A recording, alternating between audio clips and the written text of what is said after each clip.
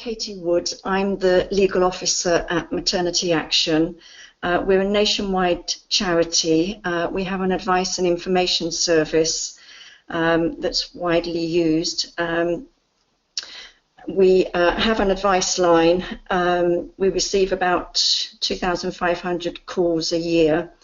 Unfortunately, that's nothing like as many as we'd like to be able to answer, but being a small charity, we have very limited resources. We receive far more calls than we answer, so there is a huge demand for our advice line, and it is often very busy, and we know it's quite difficult to get through.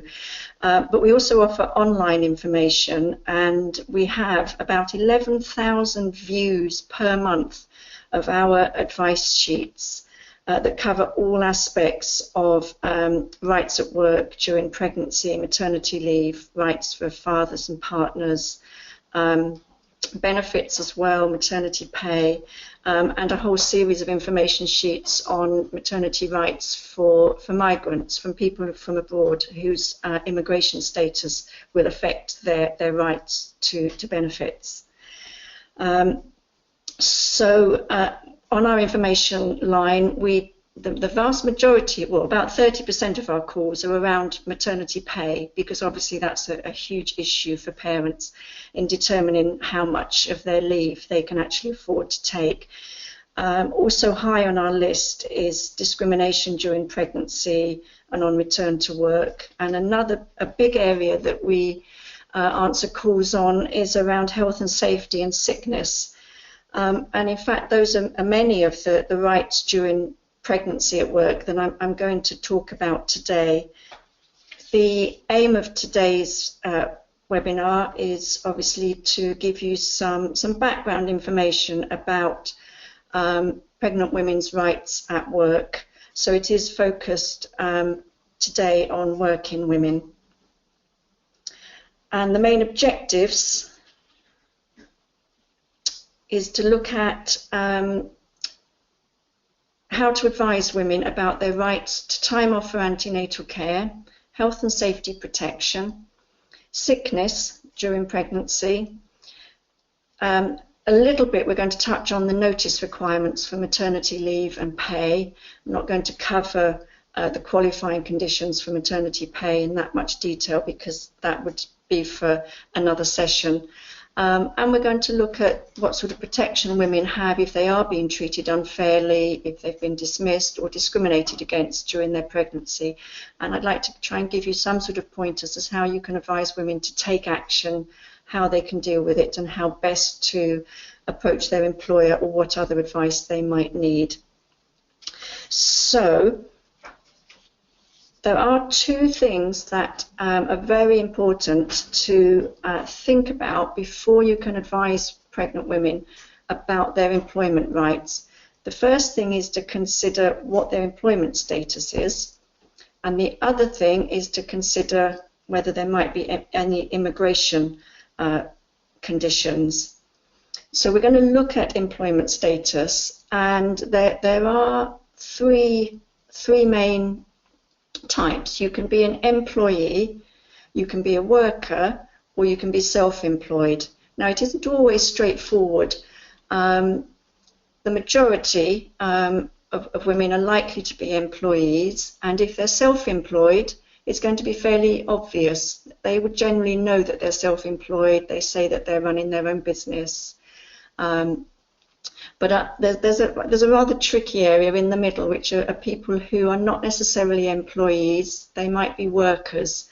And unfortunately, most maternity rights are only for employees. So it's only employees that actually have the right to take maternity leave, because that gives them the right to take 52 weeks off work with the right to return to exactly the same job at the end of their period of maternity leave.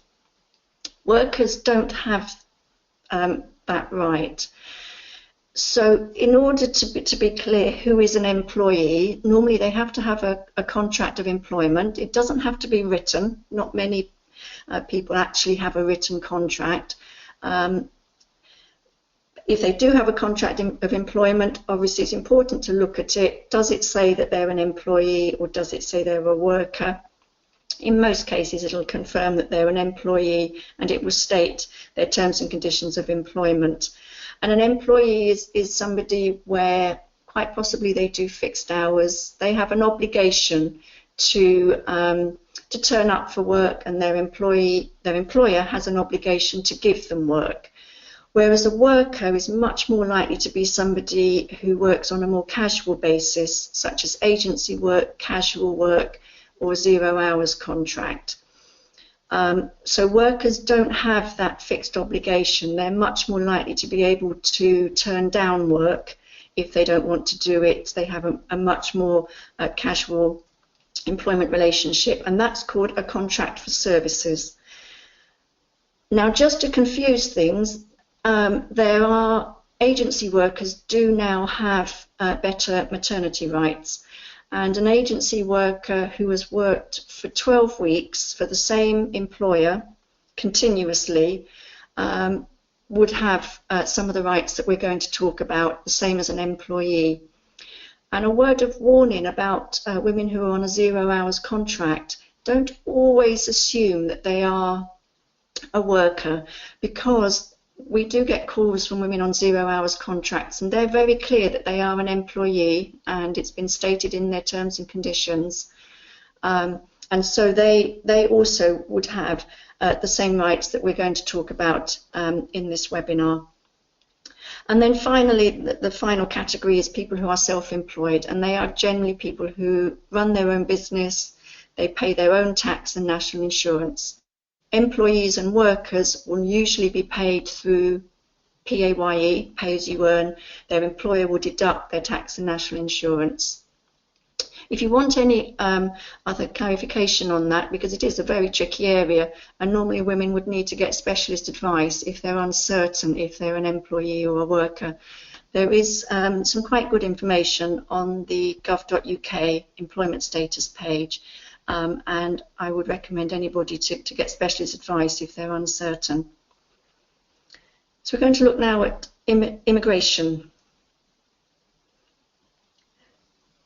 A woman's immigration status isn't likely to affect their position at work in terms of what we're talking about in today's webinar. The only thing, I just wanted to flag this up, because if you're going to advise women about their entitlement to certain benefits, you would need to know if they have a condition of their leave that gives them no recourse to public funds, because that means they can't claim most of the benefits that are classed as public funds. And there's a list of what is public funds on the gov.uk website. Now, we are going to be talking obviously about statutory maternity pay and maternity allowance, and they are not classed as public funds. So even if a woman who perhaps is on a spouse visa or has been granted leave to remain in the UK for a limited period, even if she has no recourse to public funds and she's working, she is still entitled to claim statutory maternity pay from her employer. If she didn't qualify for that, she would still be entitled to claim maternity allowance, because maternity allowance also is not classed as a public fund. Any other issues in relation to the rights for people who have immigration, who are subject to immigration control? We do have a special series of information sheets for women according to their immigration status. So do please see our website if you need information on that. Now we're going to look now at the first key right that women have, which is time off for antenatal care. So this applies to employees, and it applies to agency workers who have worked for more than 12 weeks in the same placement. And those women have the right to take reasonable paid time off for their antenatal appointments. Now, reasonable is obviously a very legal word. There have been lots of cases about what counts as reasonable, not specifically in relation to antenatal care. But it is generally regarded as including the time for the appointment, the travelling and waiting time. Women aren't expected to be, shouldn't expect to be asked to make up the time that they've had off for their antenatal care. And what actually counts as antenatal appointments is really what you as a midwife or a woman's medical professional recommends is needed by that individual woman as part of her antenatal care. So it can include parent craft classes, relaxation classes, possibly advice to help stop smoking. It's whatever the woman's medical professional regards as is necessary for her antenatal care. Now, women should obviously let their employer know in advance what time off they need, but an employer can only ask for proof of appointments, not the first one. And a woman could be asked to show an appointment card or a letter from her GP. And a very common question we get on our advice line is whether part-time employees are entitled to paid time off for their antenatal care, and they are. And they shouldn't be asked to arrange their appointments outside of their working days if it's totally beyond the woman's control. So if she's not able to change appointments and her antenatal appointment falls during her working hours, even if she only works perhaps 1 or 2 days a week, she is still entitled to that time off, and it's paid time off, and the woman should be paid her normal hourly rate. If women are treated unfairly or discriminated against because of that, they do have protection, and we're going to look at that later on. So I'm just going to mention one other thing, which is there is a very new right that came in last year, which is time off for fathers and partners. Fathers and partners only have the right to take time off for 2 antenatal appointments, and it's unpaid. It's for employees only, and the time off that they're allowed is capped at 6.5 hours for each appointment, including their travelling and waiting time. Now, this is only the right to accompany the mother, so it is the legal right to take the time off work. It doesn't actually give the father or the partner the right to attend the appointment if the mother doesn't wish it. Obviously, again, fathers and partners should let their employer know in advance, and the employer will often ask for a signed declaration that they're the father or the spouse or the mother's partner, and for confirmation of the date and time of the appointment. So that's a new right that's only been in place for about a year now. And now we look at health and safety protection. So all pregnant employees and agency workers who have worked for more than 12 weeks in the same placement have the right to health and safety protection at work during their pregnancy. Now, all employers, no matter how big or small, must carry out a workplace risk assessment.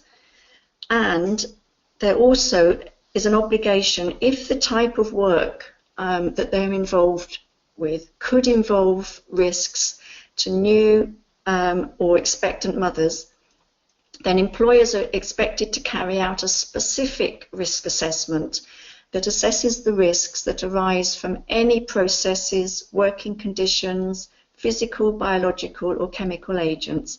And that includes things like looking at specific risks to pregnant women from manual handling, movement, posture, obviously heavy lifting, infectious diseases, any chemicals that the woman might come into contact with, rest facilities, temperatures, working hours, stress and travelling.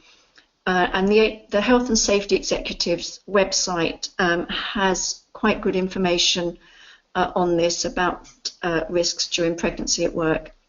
And that's the HSE pages on mothers. Now, it's widely believed that women are entitled to an individual risk assessment, but in fact they're not, although of course it is good practice, and very often an employer is not necessarily going to know what risks a woman faces unless they actually sit down with that woman, assess their role and talk to them about it. But unfortunately there isn't a legal right. However, employers do have a legal obligation to provide a suitable place for a pregnant mother to rest That can be difficult in small businesses, but obviously it can help in some cases. Now, moving on with health and safety. In order to get health and safety protection, a woman must inform her employer in writing that she's pregnant. This also applies if she's breastfeeding or if she's given birth in the last 6 months. And this is very, very important because the employer's legal obligation only kicks in if they actually have it in writing. So always advise the woman just to write a quick letter to the employer saying, I'm confirming that I'm pregnant. Please would you take action in relation to some of the health and safety risks that I'm concerned about. Now, the employer is also legally entitled to ask for proof of the pregnancy, and so it may be that you or a midwife or her GP is asked to provide a certificate confirming that she's pregnant or a letter. Now, the employer shouldn't delay taking action while waiting for that letter, but unfortunately that is something that comes up a lot on our information line. Now, although the law in respect of risk assessments is slightly unclear, the law is very clear in respect of what action employers must take in relation to health and safety risks. And there are 3 steps that an employer must follow. So the first step is that employers must take reasonable action to remove or reduce the risks by temporarily altering working conditions or hours of work. So this can be, really practical, reasonable steps like allowing more rest breaks if the woman needs to go to the toilet more often, making sure she avoids heavy lifting. It's really nothing unusual. If it's not possible to make certain minor adjustments or it doesn't really avoid the risk, then the second step is that an employer must offer suitable alternative work, and it must be on the same terms and conditions or very similar terms and conditions so that they're not substantially less favourable than the employee's original job. So in other words, if action has had to be taken to avoid health and safety risks, the woman mustn't lose out as a result. A common situation there is air stewardesses, because after a certain week in pregnancy they can no longer fly. They're expected to be offered ground duties, and there is a case that was brought against British Airways, and they must, even though ground stewards are not normally paid the same amount as flight crew, any woman that is given ground work because of health and safety in pregnancy is entitled to exactly the same terms and conditions that she had as an air stewardess. Now, if there's no suitable alternative work available, and that can be quite common perhaps for small businesses, or where it's just not suitable for the woman to do, then the employee must be suspended on full pay. It's called a maternity suspension, for as long as necessary to avoid the risk. Now, those last 2 rights, the right to suitable alternative work and the right to be suspended on full pay, is only available for employees and for agency workers who have been in the same placement for more than 12 weeks. There's a lot of information to take on board, and we do have a specific information sheet on our website called Health and Safety During Pregnancy and on Return to Work. So do please refer to that and pass that on to women who want further advice on their health and safety rights. Unfortunately, it comes up an awful lot and is quite a tricky area. So next we're going to look at sickness during pregnancy and what rights women have.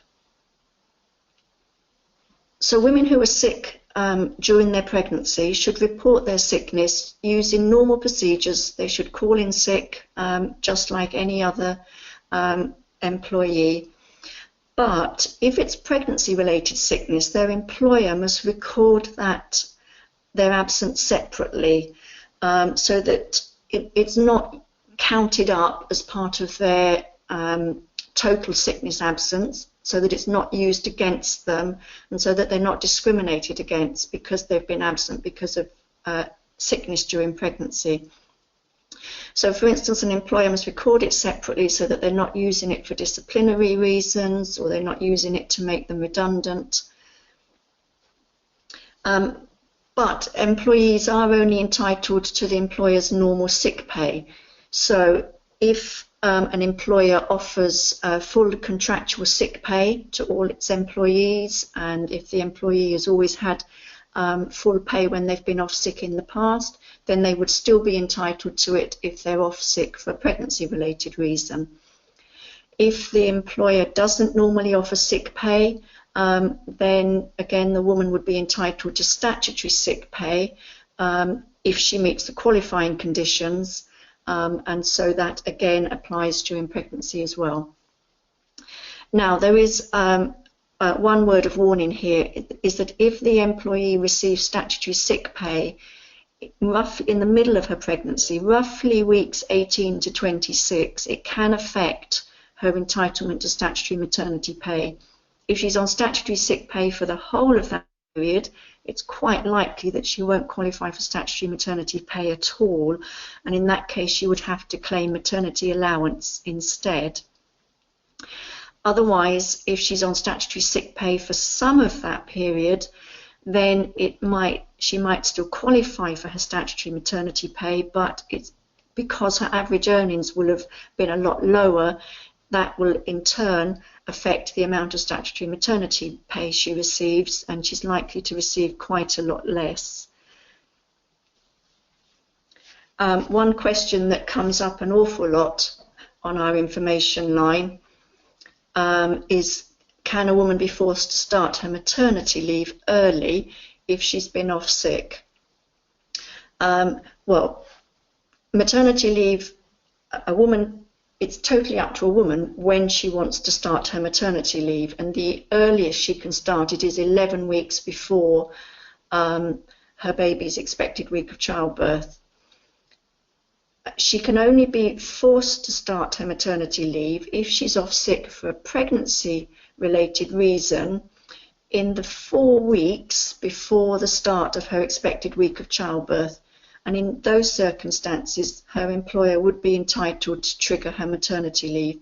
The employer doesn't have to, but they do have that right if they wish to. And in some cases, the employer doesn't want to, because they might, if the woman's decided to work up until 2 weeks before her expected week of childbirth, the employer's arranged for cover from that time. If the woman's off sick just for a day or two, a little bit earlier, well, the employer won't necessarily want her to start her maternity leave early, but they do have the right if they wish to.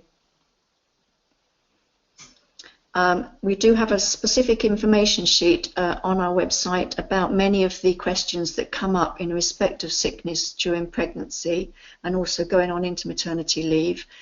So do take a look at that if you need further information there. Now, of course, women may be taking sick leave because action hasn't been taken to properly deal with health and safety problems at work, and that's what we're going to look at next. So one question that's very important to ask, if a woman is saying that she's having to take sick leave because of problems at work, perhaps because of backache, because of lifting at work, because of long periods of standing, it may actually be that there's a health and safety risk there that's not being properly managed. And so there, of course, it's important to go back and talk through with the woman. Did she notify her employer in writing that she was pregnant? Has she provided proof to the employer? Has she talked to the employer about some of the health and safety problems? Is it that the employer isn't managing it properly, that they're not taking sufficient action? And we're going to look a little bit at what a woman can do where the employer isn't taking adequate action. But very often it can be working conditions that are making the woman unwell. Obviously, if it's clearly sickness, she would need to be signed off sick if she's clearly not able to to work at all. And as I mentioned before, her maternity leave can start any time from 11 weeks before the baby's due, but it's completely up to the woman to choose when she wants to start her maternity leave. So moving on, we're going to look at what notice a woman needs to give for maternity leave and pay. So a woman must give notice to employer of when she wants her maternity leave to start by the 15th week before her expected week of childbirth. Now, the 15th week before the expected week is called the qualifying week, and that is the week in which a woman's entitlement to statutory maternity pay is assessed. And that's the latest date by which a woman should give her employer notice. Now, if the woman's going to claim statutory maternity pay, she should also give her employer her MATB1 maternity certificate. And it's very important that she has that to give to her employer in order to claim her maternity pay, because employers are not allowed to pay SMP until they've been given a copy of the MATB1. Now, there are some good maternity leave planners on the gov.uk website. Women can enter in their due date and it will automatically come up with some of the relevant dates for them. So it will tell them the 15th week, the week by which they have to give notice. It will give them the 11th week before the expected week of childbirth, which is the earliest they can start their maternity leave. And it will give them the 4th week before the expected week of childbirth, which is the period that we've mentioned within which an employer can trigger a woman's maternity leave if she's off sick for a pregnancy-related reason. Now, HM Revenue and Customs also have some SMP tables, and I've put the link at the end of this webinar, and that's also a very handy little sheet that helps work out dates. Now, as I mentioned at the very beginning, it's only employees and agency workers with 12 weeks continuous service that are entitled to maternity leave, which is the right to take time off work and with the right to return to exactly the same job at the end of it. Casual workers, a lot of 0 hours contract workers, don't have the right to take the leave and return to exactly the same job, partly because they work on a much more casual relationship with their employer, and they tend to only be, they don't have to be available for work, they can turn work down, and at the same time the employer doesn't have to offer them work all the time.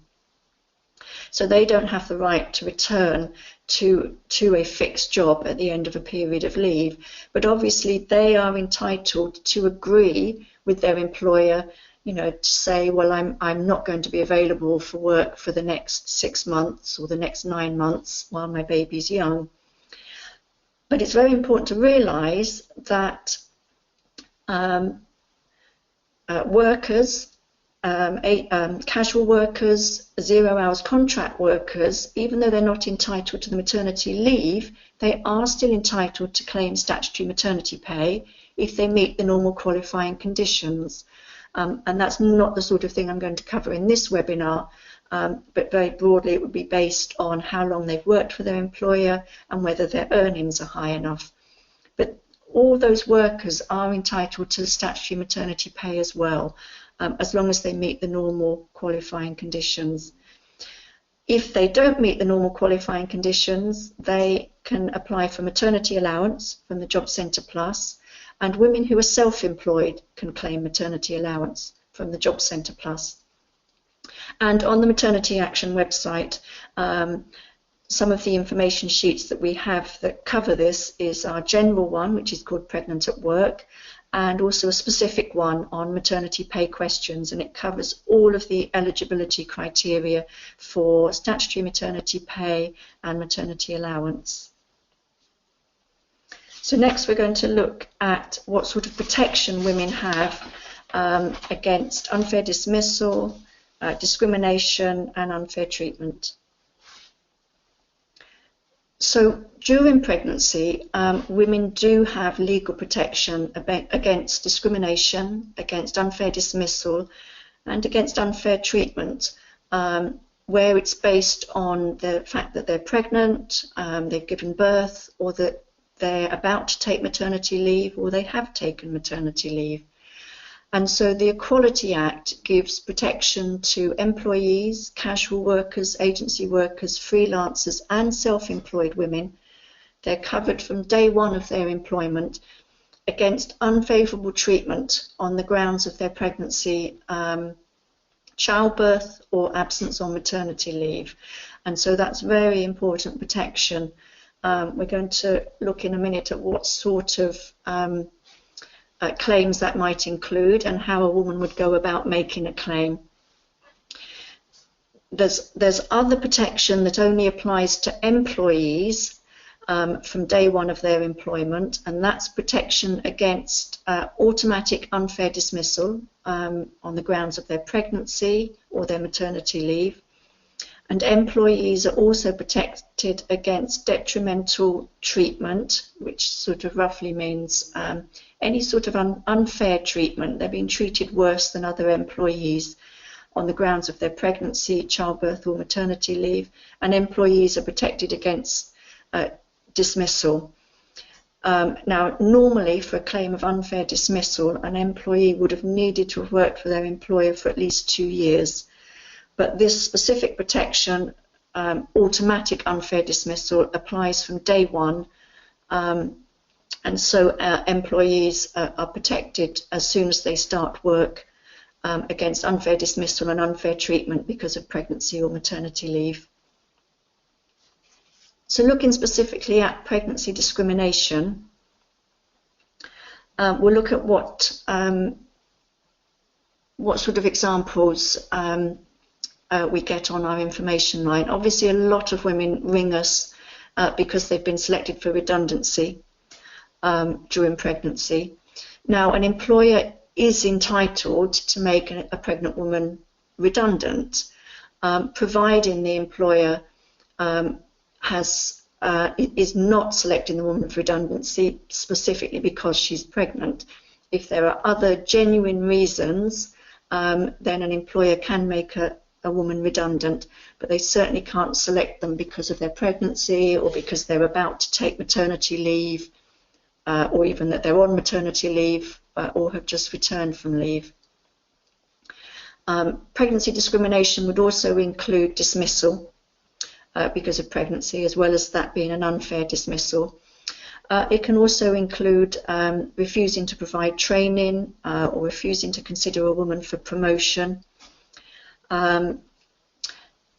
Reducing a woman's hours or reducing her pay is pregnancy discrimination.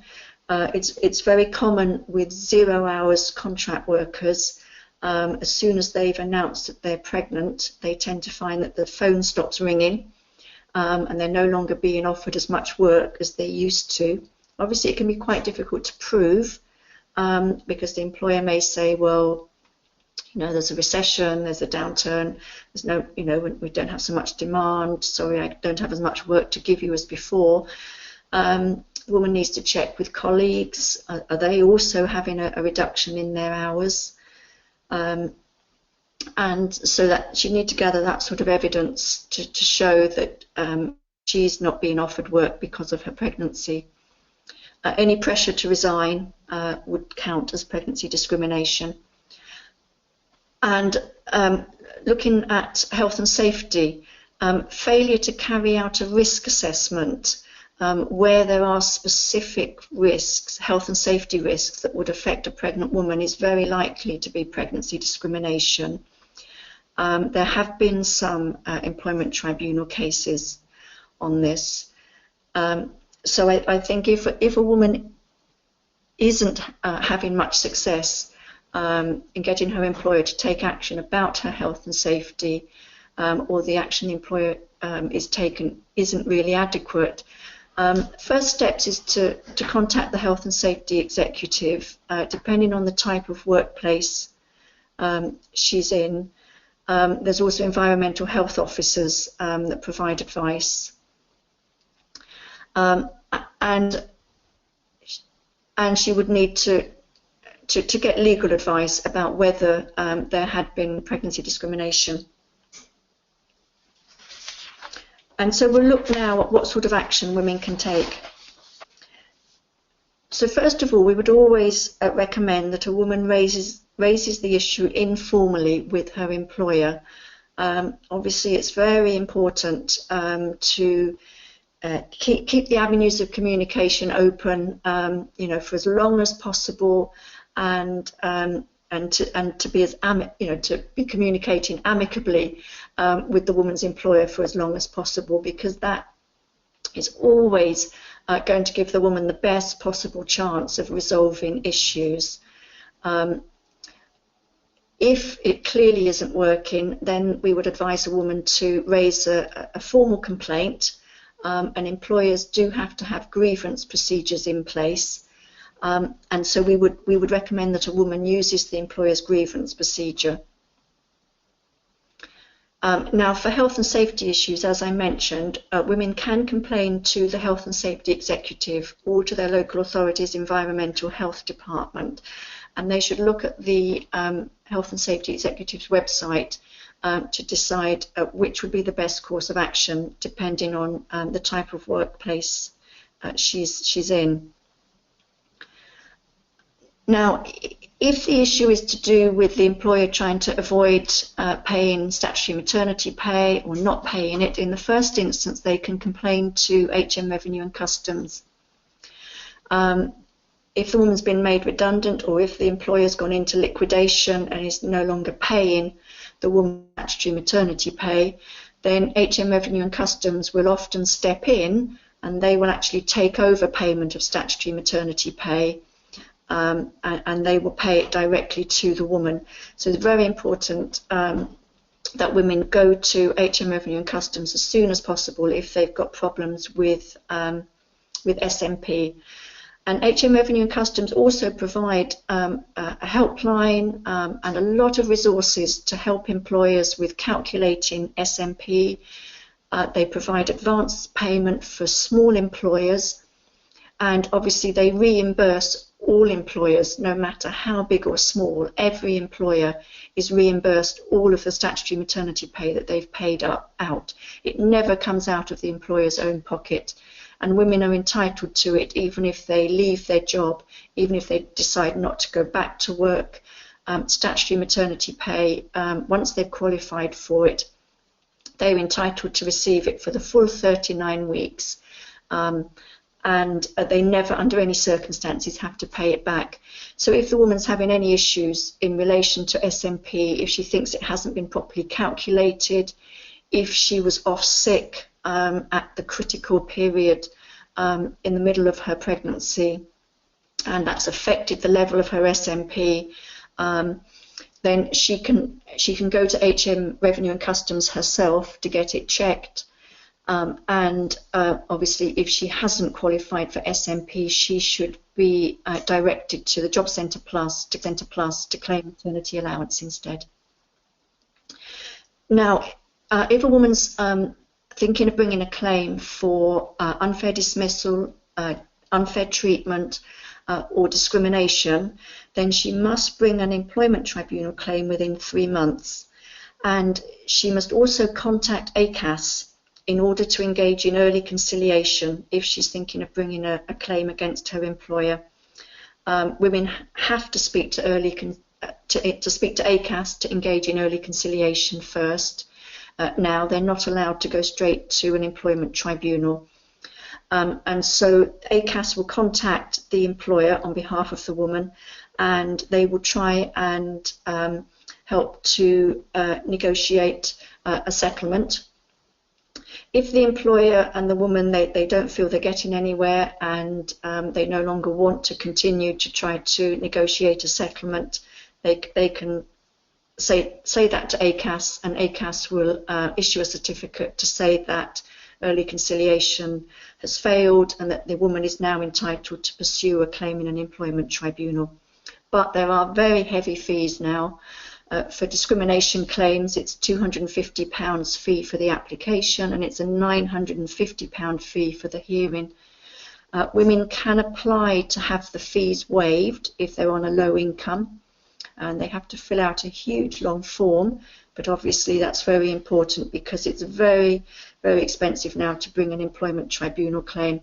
And that's why, as I stressed at the beginning, it's so important for women to try and talk to their employer and to try and resolve it in the early stages. And we have a specific information sheet on our website called Dealing with Problems at Work, which will outline some of these courses of action that women can take, and I hope that's helpful if you need further information there. And I'll just run through some of the other resources that you might find helpful.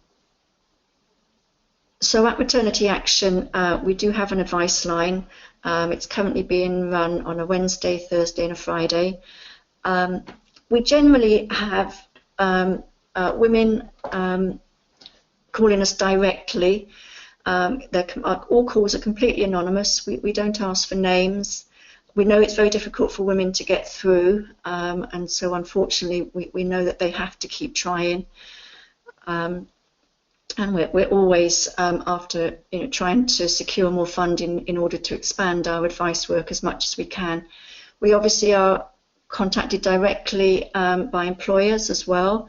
Some small employers call our advice line, and midwives and health professionals as well are more than welcome to call us directly for advice on behalf of women.